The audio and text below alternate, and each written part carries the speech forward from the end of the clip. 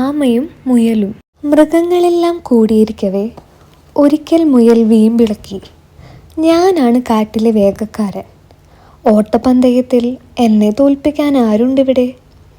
ആരും മിണ്ടാതിരിക്കുമ്പോൾ അതാ ഒരു ഉത്തരം. വെല്ലുവിളി ഞാൻ ഏറ്റെടുത്തിരിക്കുന്നു. നോക്കിയപ്പോൾ ആമയാണ് വെല്ലുവിളി ഏറ്റെടുത്തിരിക്കുന്നത്. നീയോ? മുയൽ പുച്ഛത്തോടെ പറഞ്ഞു. എന്തായാലും ശരി, മത്സരം നടക്കട്ടെ. മത്സരദിനം വന്നെത്തി. മത്സരം ആരംഭിച്ച ഉടൻ തന്നെ മുന്നോട്ട് കുതിച്ച മുയൽ ആമയെ അതിദൂരം പിന്നിലാക്കി. മുയൽ വിചാരിച്ചു, ഇവൻ ഇപ്പോഴൊന്നും എത്തില്ല. ഞാൻ ഇവിടെ ഇരുന്നൊന്ന് സുഖമായി ഉറങ്ങി സാവധാനം പോയാലും മതിയല്ലോ. ചൂടും ക്ഷീണവും കാരണം മുയലിൻ്റെ മയക്കം നിദ്രയായി. അവൻ നന്നായി ഉറക്കത്തിലാണ്ടപ്പോഴാണ് ആമയുടെ വരവ്. ആമ മെല്ലെയാണെങ്കിലും നിർത്താതെ ഓട്ടം തുടർന്നു.